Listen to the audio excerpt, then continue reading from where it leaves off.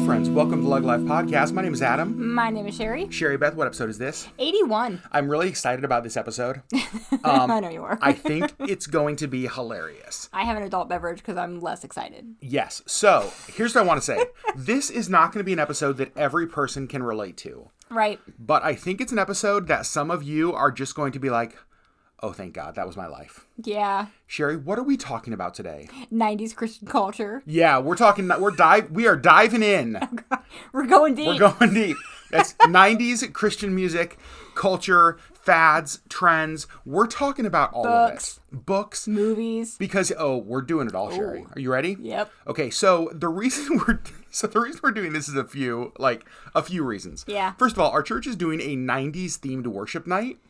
And the response that this thing is getting is huge. Well, and it's funny because most of the people that are so excited for it weren't even alive in the 90s, and we're like, hold on. That's true. You don't even know how cool it was. But there is a resurgence of 90s things, Yeah. including 90s Christian culture. Yeah. So you were a Christian and immersed in Christian culture through the entire 90s. 80s and 90s. Oh, yeah. Oh, you're lucky. Am I? Wow. Am I? Real lucky. I became a Christian in the mid-90s. I was a self-righteous little asshole. At the beginning, let's be very honest. Ask my mom. But I was part of 90s Christian culture there in the mid to the end of the 90s. Yeah. And so you are, in my opinion, the expert Oh, God. on this. Because I was fully immersed. Bible Belt. Oh, yeah. Absolutely in it. Yeah, we're talking... To the tippy top of my hairs. If you could have gotten a college scholarship for Christian, I'm sure you'd have been All-American. I mean, I'm not going to lie. I sort of did. What do you mean? I mean, I went to a Christian college, and part of, one of the scholarships I got was a legacy because my parents went and my sister went. One of the nerdiest things that I remember learning about you early on was when you told me that you had Bible quizzing trophies. Oh, yeah. And I instantly had a moment where T-shirts. And I instantly had a moment where I was like, is this going to work out? Oh, no. Is this a decision I want to make? I mean, I get it. And here's what I want to say. A lot of what we're going to say is going to be mocking, joking, poking fun at. Yep. But here's the thing. We're doing it in the spirit of fun. I mean, in all sincerity, there's a little bit of trauma associated. We're not going to lie. But this is all in the spirit of fun. And if your experience was similar or completely different, that's okay. And I'm so glad you said the whole trauma thing, because the reality is that we have a lot of friends who, when we talk about 90s Christian culture, the conversation goes to trauma and abuse and those kind of things. And that's we're not glossing over that reality. Right. I had already decided I could not actually attend the 90s worship night. Yeah, she was like, nope, I'm out. She's like, because hearing some of those songs, would not be a healthy It's not a response. healthy place for me to be at this point in my life. Completely. Yep. But you have an adult beverage in front of you. Yeah, I do. And let's mock the hell out of it. All right. You ready? Okay, so... Mock that hell right out. Mock right that hell right out it. Okay, so a lot of the stuff, as I was looking at 90s Christian culture, were things that I had never heard of or I didn't know. And so... Right, because you were a little bit late in the game. I was late in the game, but I also wasn't super immersed into it. Right. So some of the things that I'm going to bring up were things that I found online that I'm like, I bet Sherry knows about this. Yeah, well, and it's funny because Alaska, for the most part, is generally considered to be about 10 years behind. And so, as far as, 90s Christian culture didn't get to Alaska till, 2005. Correct. Right. And so, 90s Christian culture that you grew up in was more early 90s, late 80s culture. Completely. And there's so much in this that's going to be cringe.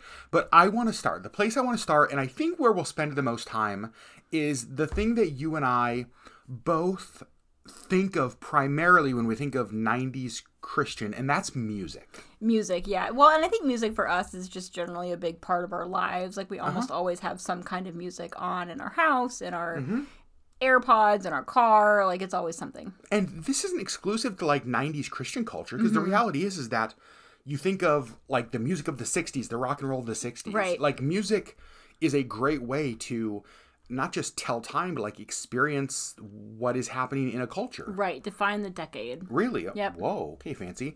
And so as we define the decade of the 90s in Christian music, one of the things that you and I noticed was that it really changed throughout the 90s. Yes, and so he was like, top 3 artists of the 90s. Oh, and we're going to do this. Well, I know, but, like, I can't decide because 1993 was a vastly different decade than 1997. Yeah. Like, completely different, but they're still technically in the 90s. And so, like, the artists that I would have chosen in 1993, like, top artists that I really would have wanted to see in 93 were not that big in 97, 98. Well, and when you look at Christian music in the early 90s, it has a very 80s feel. Correct. When you look at Christian music in the mid-90s, it feels 90s, and even through the end of the 90s. Yep. Like, it feels 90s getting to the 2000s. But really, that early part of the 90s, it's super 80s vibe still. Yes. I feel like most music is generally, like, most early 90s music has that 80s feel. Across the board has kind of that 80s feel. Completely. A lot of 80s influence. Mm-hmm. So let's talk Sherry. You would have been how old in the 90s? 9 to 19. Okay, so let's focus. 9 to 18. So elementary, junior high, and high school Sherry. Yep. What is the Christian... First of all, did you listen to Christian music primarily, mostly? Nearly exclusively. So we were in our house, we were allowed to listen to Christian music. Uh-huh. Oldies. Okay. Which was just my parents' music. Yep. And well, no, that's it. Okay. So oldies, we could listen to like Delilah. Yep. I love Delilah. So we listened to like love songs with Delilah. And oldies, we had a lot of oldies in our house, and really mostly Christian music. Like, we weren't allowed to listen to the secular music. Oh, secular. Secular. We are only a matter of minutes in, and the word's already been dropped. Well done, Sherry. Thank you. Keep drinking. Who were the main, like, your go-to Christian artists throughout the 90s? Like, who were the ones that if I popped, I was going to say into Sherry's iPod, but I'm like, nope. Into Sherry's Discman. Walkman. And then Discman. Would you have been listening to? Michael W. Smith. A lot of Michael W. Smith. You have, ever since I've known you, you've been a big Michael W. Smith fan. I am a big fan. I mean, I have an actual tie to Michael W. Smith. You do? Yeah, fun fact. So one of my professors at my college is actually the guy who led Michael W. Smith to Christ. And so he had a very close relationship with him. He actually Michael W. Smith came in and spoke at our college several times.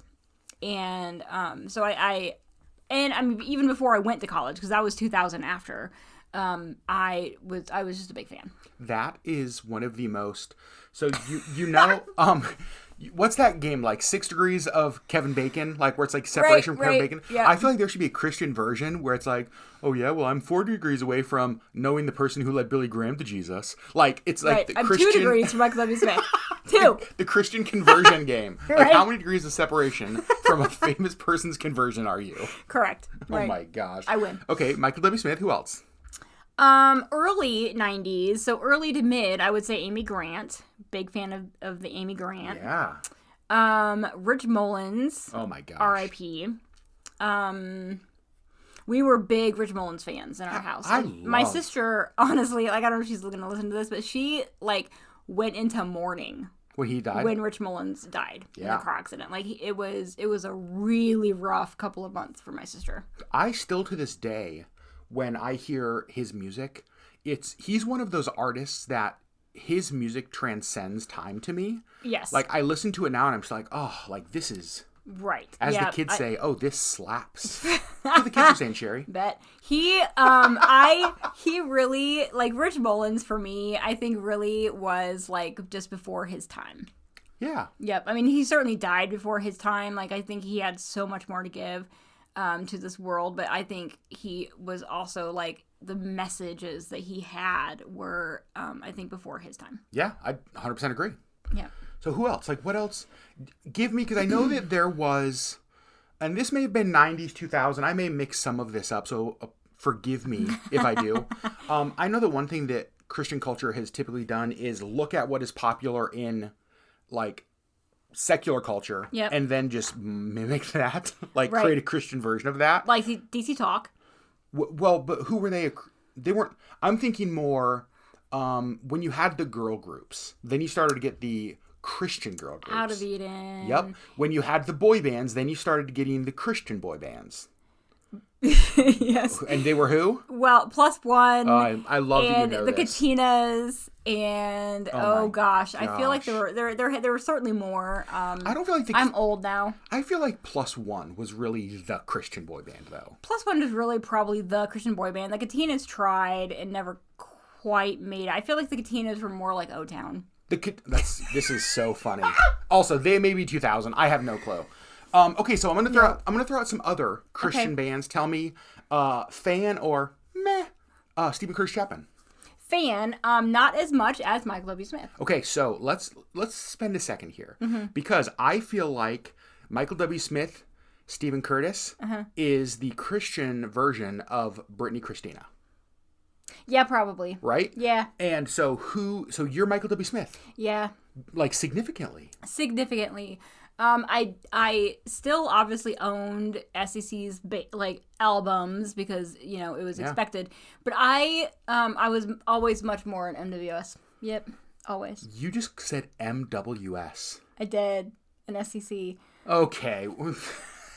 Wow. I mean, they have long names and it's hard to say it all the time. How many times do you think you've seen the Newsboys in concert, or you saw the Newsboys in concert in the 90s? At least 4. At least 4 that I can remember. Yes. Now some of it was that where you were. I mean, I did go to see the Newsboys a lot. Yeah, a big Newsboys fan? Yeah. Is it because you're a fan of cereal? Because that song. Big fan of breakfast. That song, when the toast is burned. I know. And all the milk has turned. And Captain Crunch is waving farewell. That song to me sounds like a lost bet. I like to think that the Newsboys 100% and Petra were like hanging out late one night. Whoa, what do you have to say against Petra? No, listen. I like to think that those bands were hanging out late one night. They had all had some Coronas, and Petra was like, I bet. Christians did not drink. They do when they're alone. Christians love to drink when they're alone. And I like to think that Petra was like, you guys won't write a song about breakfast cereal. And the Newsboys, because they're from Australia, were like, I can't do an Australian accent. I was going to try to. They're like, bet. And then they wrote that song. Oh my gosh. Okay, yeah. I mean, honestly, yeah. Like, there was a lot of the Newsboys songs that now I listen to and I'm like, oh, why was that ever a thing? But at the time, it was huge. Not even just at the time. Did a festival with the Newsboys recently, and I've got to say, like, I watch them when they're on stage, and I'm like, kind of love it still. I mean, I kind of get it. I mean, they're very entertaining. They put on great concerts. And that's one of the things that I love about them. I do feel like there were a lot of good entertainers. I felt like I was at like a real rock concert when I was at the Newsboys concert. Well, yes. Because I wasn't allowed to go to rock concerts. And so the Newsboys gave you a taste of what a rock concert was like. Correct, with the lights and the smoke machines and the whatever. Yeah. Do you remember when they had the drummer who they strapped him into his drummer seat and they raised it up and like turned it? Yeah. Do you remember that? Yeah. That was like the pinnacle of Christian showmanship. Yeah, it was. Yeah, it was. I love it. Oh my gosh. In fact, I saw the Newsboys with, oh gosh, I don't remember. I saw them probably at least 4 times in the 90s. But I feel like I saw them with like opening acts that were later like really big. That makes sense. I kind of feel like the Newsboys were one of those bands that were so big that if somebody opened for them, that band would become big. Like Shawn Mendes with Taylor Swift. Exactly. Like he was a nobody when we saw him. Ed Sheeran, he was a nobody, but like all of a sudden huge. Gigantic. Right. Okay, enough about secular artists here. I know. Enough about them. Satan's music. Wow. Okay, maybe stop drinking. Let's talk CCM female artists. Okay. Who were some of your favorites? Were you a Twyla Paris fan? Were you a Jackie Velasquez? Where were you at on this? Yes and yes. Oh. I was a big Twyla Paris fan. That was probably more 80s, early 90s. I mean, she was on in our house a lot. But like when I hit high school, it would have been 96, I think. I was a big, so my high school years was more Jackie Velasquez. Rachel Lampa, big fan, big voice. Yep. Yeah. Yep. Amazing. Okay, now. Controversial topic. I was never really a huge fan of Point of Grace. Okay. I know. You are Lord of life, love, and other mysteries. Oh gosh. I mean, people lost their minds. I was gonna say shit, but I you probably literally shouldn't say just that. said it. People lost their minds over Born of Grace, and I was always just like, meh. Wow. I know. Who was the other? Maybe it was 2000. Avalon. Avalon. It was. Avalon was 2 men and 2 women. I want to say. Okay. But yes, I did love Avalon. Okay. Now for the question that is going to be difficult to answer, but here's what I need, Sherry. And I'm not asking you who the best band of the 90s is. I'm saying if Sherry is putting together the Sherry Legg first annual 90s CCM International Fun Run 5K Race for the Cure Music Festival. Okay? Thank you, Michael Scott. You're welcome. And you have to pick 3 bands from the 90s to headline. Who are you picking? Bands or artists? And I'm going to give my answers as well. Okay. I mean, obviously, I'm going NWS just because I loved him. That's Michael W. Smith. No, I know. All of you amateurs out there. I like that you're trolling people who don't know MWS. Okay, off the throne, lady. Oh, I know. I mean, see, this is hard because it really is just very distinct sounds from the early 90s to the late 90s. Okay. I would probably have to say Amy Grant, though. I mean, she was iconic. Iconic. Even still. I adore her. Yeah. Oh, okay, so that's 2. Yep, Michael W. Smith and Amy Grant. I mean, I don't know how you don't headline DC Talk. Yeah, you gotta have him. We haven't talked about him yet. I know. Yeah, so, and I was actually telling him earlier, I didn't really get into DC Talk until Jesus Freak. So, like, Free at Last came out, like, I was in the top 3 of something the, like whatever, that. It was like, huge of the 90s. Of the 90s. I don't think I could name a single song on that album. I'm 100% positive I've listened to it, but I couldn't actually name it. But Jesus Freak, I listened to on repeat for, like, years. I feel like Jesus Freak is the iconic Christian album of the 90s. Yeah. Like, it is just so, even if that's not your style of music, it was just so permeating. My gosh. Yeah. Even still to this day, when I've seen, and I've done festivals with Toby, like, I've seen those guys, and when you're just like, with Toby? Shut up. That's Toby Mac, okay, MWS, calm down and drink. And I've got to say, when the opening lines, the beat of Jesus Freak starts, to this day, people lose their ever-loving mind. Right. And I love that. Because everybody in the known world, like, has heard this song and / album. To this day. Like, that song, you hear that song? It's so good. Right. It's so good. It really is. Okay, so my 3. Again, I would not have Michael W. Smith. I'm not a huge fan. Whoa. Wouldn't have Amy Grant. I appreciate both of them very much. I would go DC Talk, 100%. I would go Newsboys.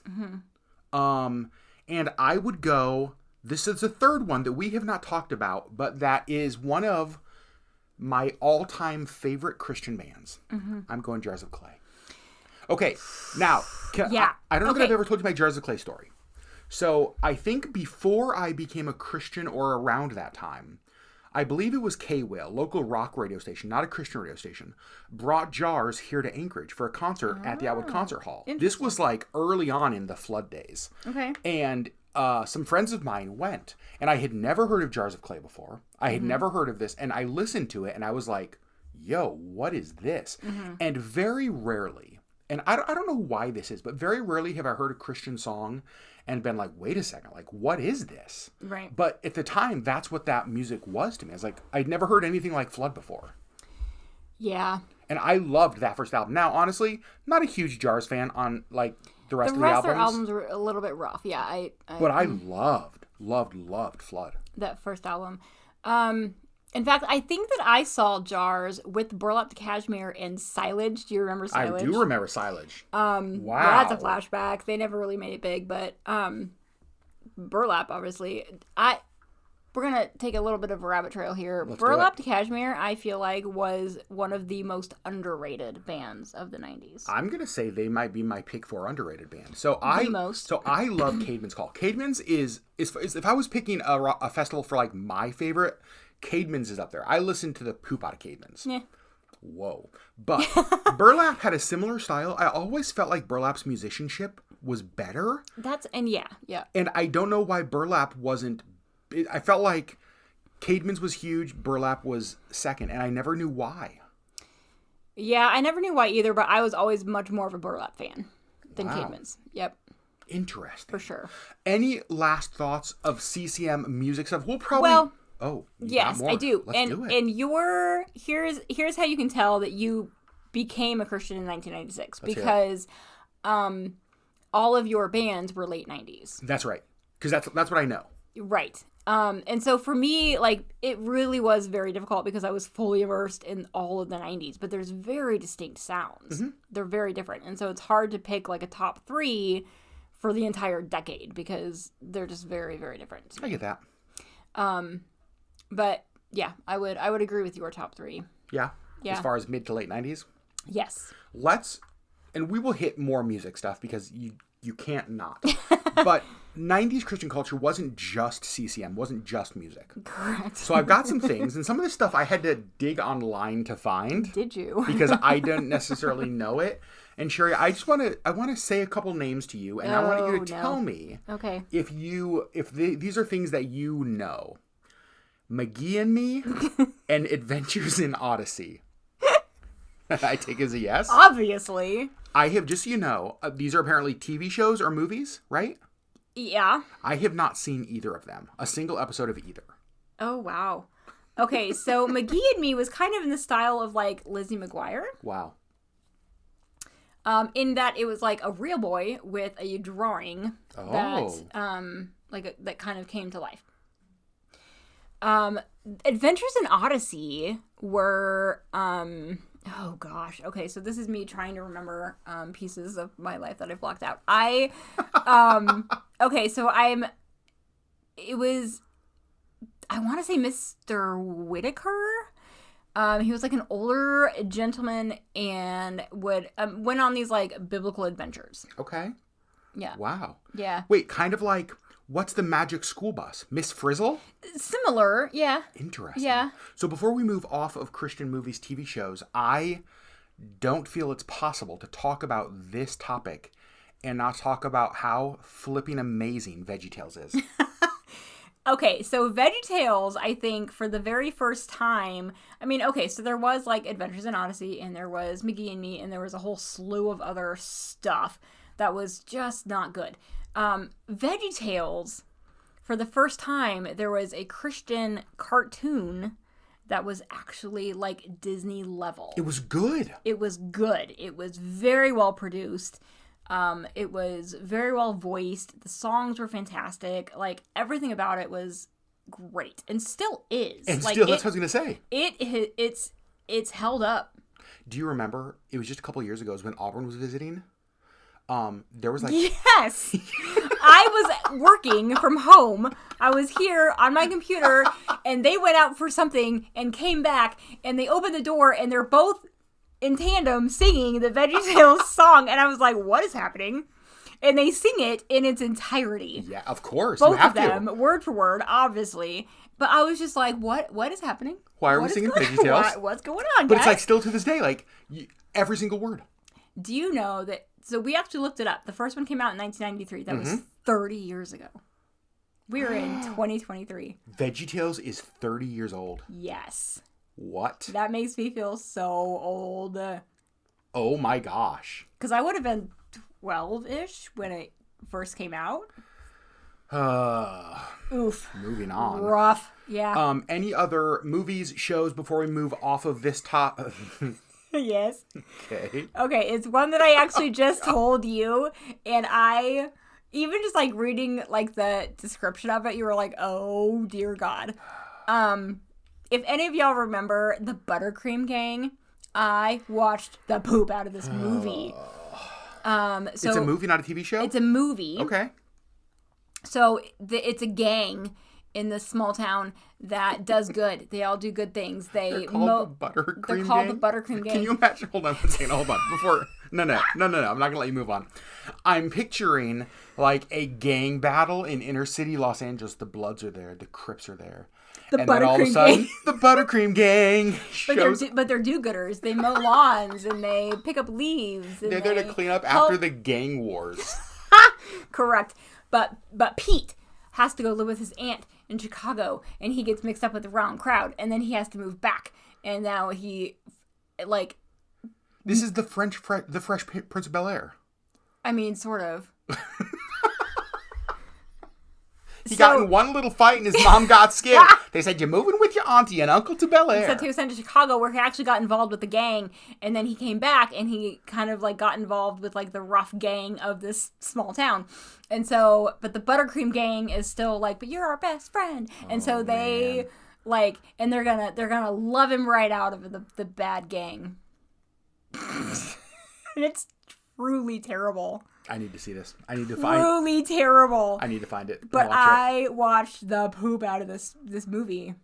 And I do want to say, just so you guys know if you're listening, before we end the podcast, one of the things we are going to talk about are good things, like things that like we're thankful for 90s Christian culture. So we're not just going to like dog on it. We're going to talk a lot about like things that we like about it. But we're going to talk some. No, but I loved it. I mean, it was truly terrible, but I loved it. Did you watch that more than McGee Me, Adventures in Odyssey? Oh, probably really? More times. Yes. Wow. Would you say that you are a member of the Buttercream? I can't even say without laughing. Would you say that you're a member? Do you have gang signs? Oh gosh. No? Gang signs? No? All right. I'm going to go with a no. Okay, so next. Can we move on to the next thing? Yep. This would have been more you, although I do have experience with this. Primarily on mission trips, youth group mission trips. Tell me about mime/dance performances. Do you want me to tell you about it? And here's what I want to know. Were you ever involved in them? Absolutely I was. Do you by chance know any of them still? Okay, yes.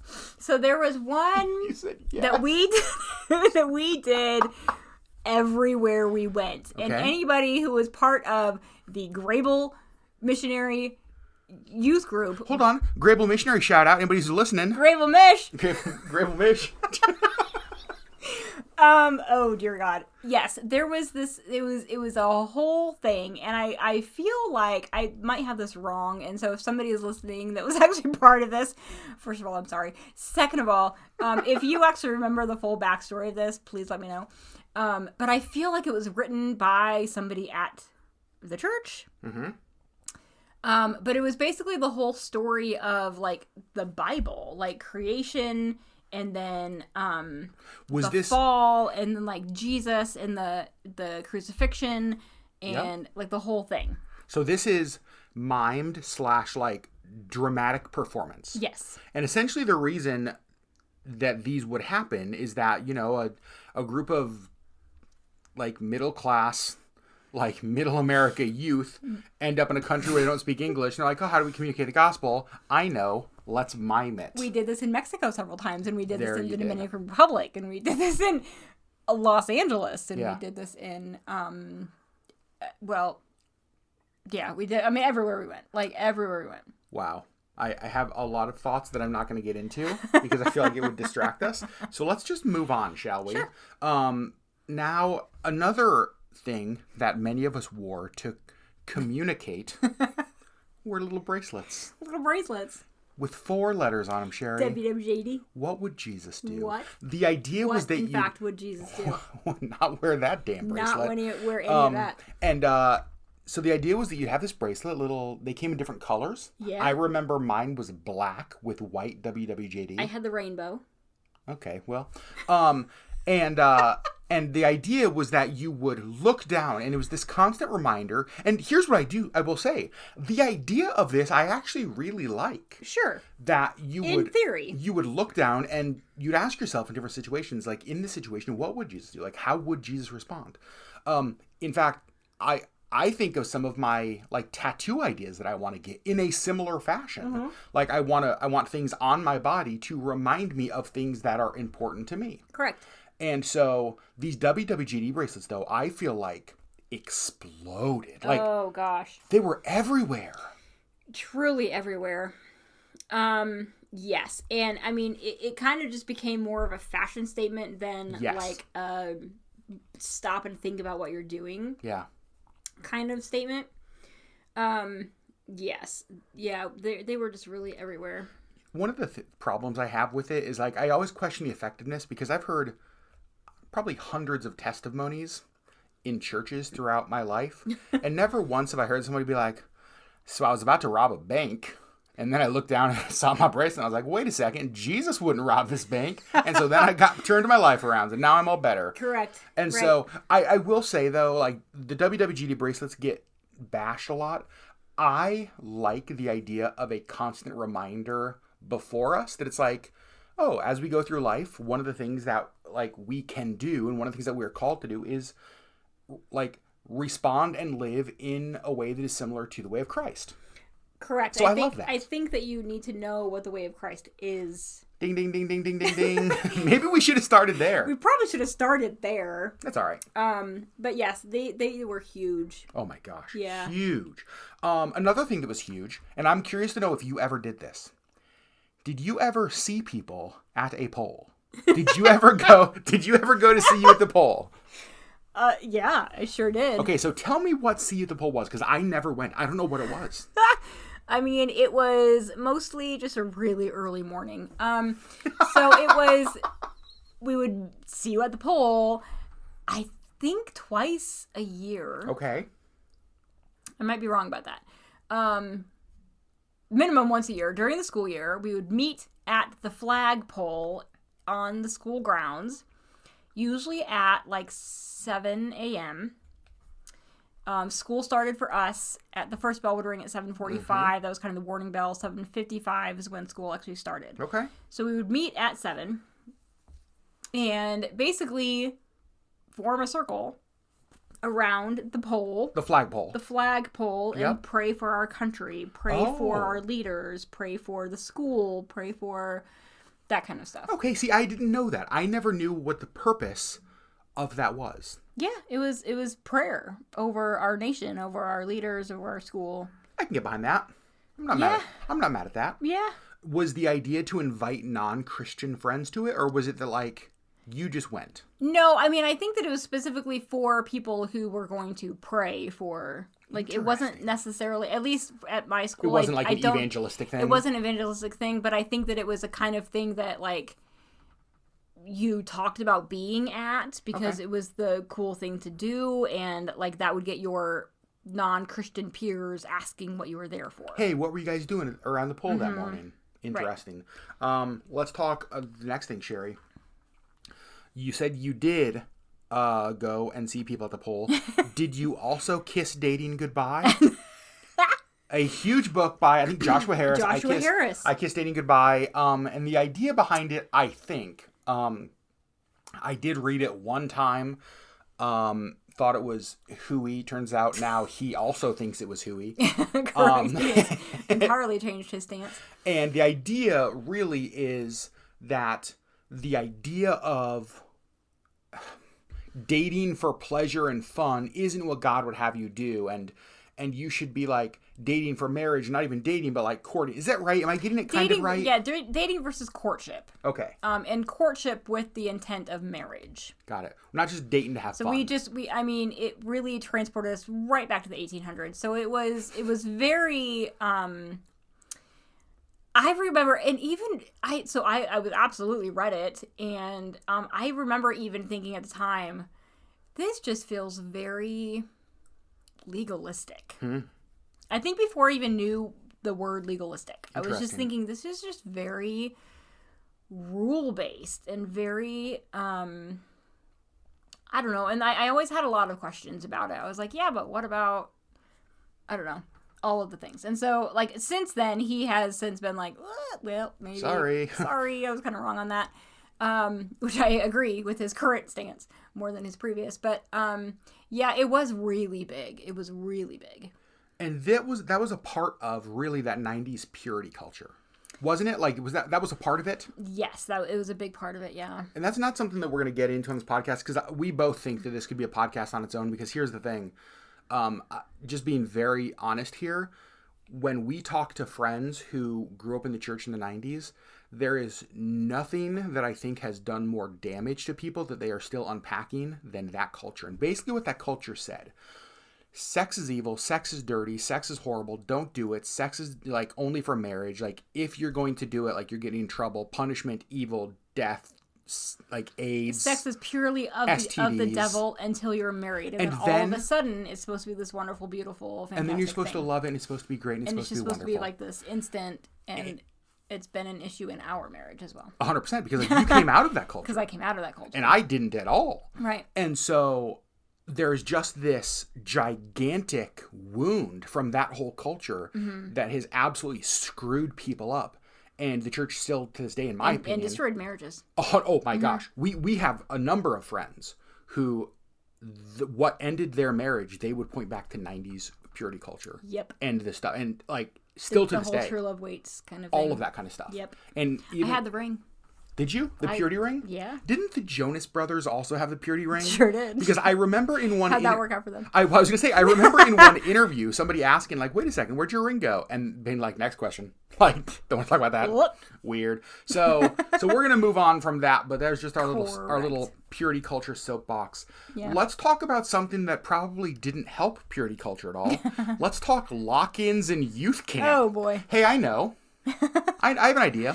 Let's take a whole bunch of like horny teenagers. Let's lock them in a room all night long. Let's tell them how bad sex is. And yeah, let's get them thinking about sex by telling them how bad it is, and then let's lock them in a building all night.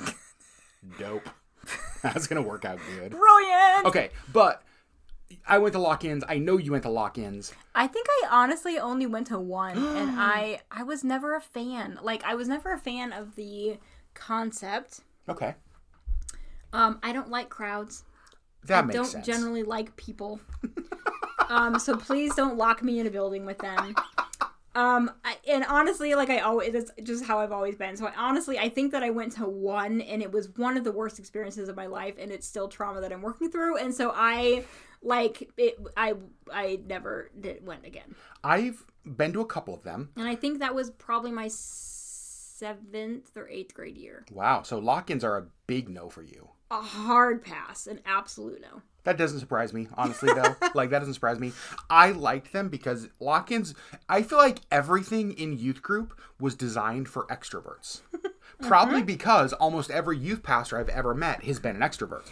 Correct, and they never actually take into account that there are introverts among them, and maybe they should gear some of their activities toward extrovert or introverts. They never ever did. That's nonsense. It was always extroverted activities. Other youth. Let's be as loud and as human as possible. How many people do you think we could find the medical data of the number of youth who died in the 90s playing Chubby Bunny? Like, does that exist out there? Like, how many choking incidents did medical professionals... I mean, they probably didn't die, but, like, how many choking incidents were there is probably a very high number. That game. Yo. Okay, let's talk youth camp, because we're going to move on from lock-ins. Sherry's a big no on that. Let's talk youth camp. You went to youth camps? I did. Did you hate youth camps as much as you hated lock-ins? I did not. Okay. Although I liked the introverted activities the best. I mean... Shocking. So I went to youth camp from 3rd grade all the way through my senior year of high school. Oh.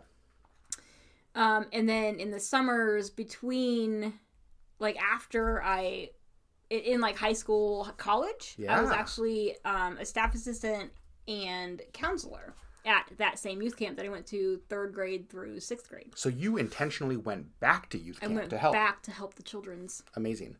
And so tell me what you liked about youth camp. What made you keep going back?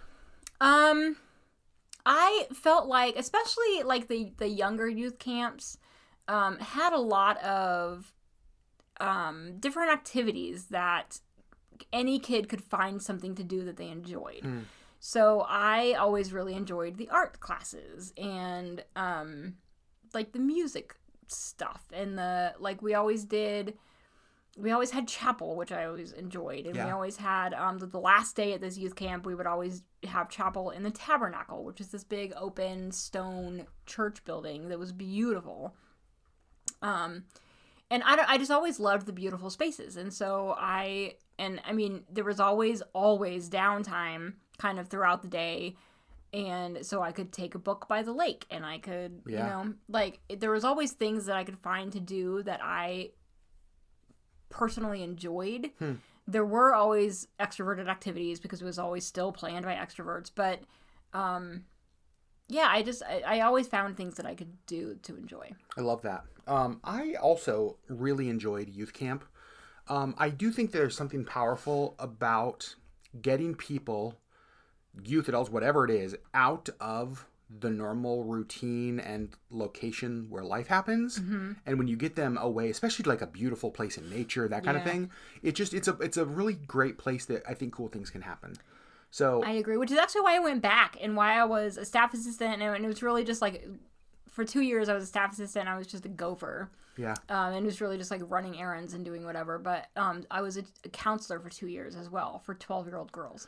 Here's the thing. 11 and 12-year-olds. We talk a lot about how you are introverted, but here's what I will say about you. One of the things that I've seen, and I've seen this as long as I've known you, that you thrive in those one-on-one or one-on-two kind of conversations and interactions. And like thinking about you as a counselor, because I see you do this in just like normal life, you seek out the people who are by themselves. And so like, it's almost like you look for the lonely to go after. And so thinking about that as a counselor, like you would connect with the kids that I don't think any other counselor would connect with. I adored being a counselor. I think because of that, because generally extroverted kids, extroverted anybody, are going to find their own way. They're going to be fine. But it's the introverts whose parents just sent them to camp for a week that they're just like, I am lost, I'm scared, I'm lonely, I don't want to be here. And I absolutely felt that. And so I would always seek them out. Interesting. Yeah, and not even just the girls in my cabin. I mean, I feel like I had really good conversations with them. But I also found myself seeking out some of the loners, I guess, in some of the other cabins. Who maybe had a very extroverted counselor. Yeah. And maybe just sort of bypass them and didn't think about it. I can totally see that with you. Yep. Here's my question. When you went to youth camp, did you wear Christian parody t-shirts that were so huge in the 90s? Oh, probably. Do you remember any of the ones you had? Oh, gosh. So honestly, a lot of the t-shirts that I had growing up, because our youth group, starting in 7th grade, our youth group went on a lot of mission trips. Like we went on one big one a year, every year. And so, and then kind of little ones here, and we almost always had t-shirts. And so I had a lot of like youth group Grable Mish t-shirts. Oh man. And I like the Grable Mish getting a lot of shout outs in the podcast. I know. I mean, and so honestly, I wore a lot of those. I did have some Jackie Velasquez shirts. What? Obviously. Shocking. I know. I don't know. I had a Newsboy shirt, at least one. I'm sure I had a few. But I distinctly remember having Take Me to Your Leader. Oh, yeah. Of course. I remember, some of the ones I remember, there was a Christian parody t-shirt, and I don't remember what it said, but it was like on Reese's, but instead of, or Reese's, it was Jesus, and it said like, I don't remember what it was. But the other one I remember was a parody of Abercrombie and Fitch, and it said, what did it say? A breadcrumb and fish. And it was like the verse of like, teach a man to fish. And it was like, oh my gosh, do we have to do this? Oh gosh. Do we have to do this? Oh gosh. I mean, and that was mostly Christian culture. I think specifically the 90s, but I feel like it's bled over a little bit into like the 2020s as well, where it's just like there's cool like catchphrases in like mainstream, and then people get a hold of it and turn it into Christianese, and it's just like, oh. It's because Christian culture is very rarely good at setting culture or making culture their own, and so they try to rip off what they see happening in pop culture in order to try to be cool, and what it ends up having the exact opposite.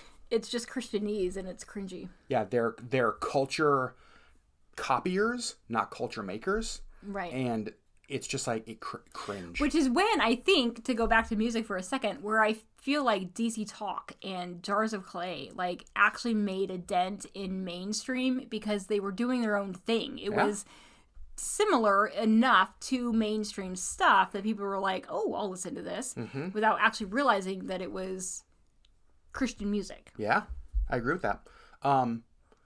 As we get ready to wrap up the podcast, I want you to think back to the 90s, and I want you to think of like, obviously there's a lot of stuff we can look at and mock. And we could keep going on and on. We have a whole list of things. But what are some things that to you today, 30 years later, it's like, you know what, like I'm thankful or I'm different because of that, or like what are some of the positive things? I'm going to talk about Jackie Velasquez for a second. First of all, I adored her from the get-go. Full disclaimer, I speak basically no Spanish. I can understand words here and there. But she put out an entire Spanish album that I purchased the day it came out because I adored her, and I loved that she was fully bilingual. Yeah. And that she wanted to get her message out to both of her languages, both of her heritages. Interesting. Okay. And I feel like, I honestly feel like that was something that hadn't really been done, especially in Christian culture before.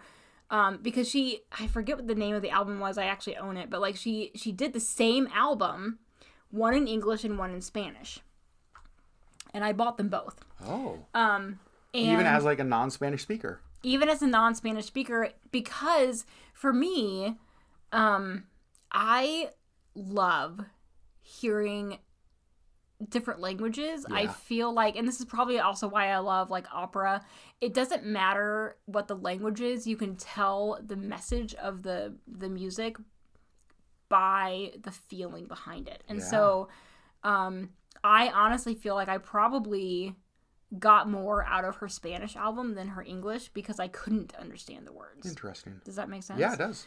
And so I don't know, and that was one of the things that I just adored about her, and I have continued to adore about her, and then has, I think, changed like a lot of my perspective on culture and how important it is to recognize all the different aspects of yourself. And she was fully embracing her Spanish heritage and her English heritage, and combining them. Interesting. And I loved it. That's cool. Yeah. What else? Other good parts of 90s Christian culture?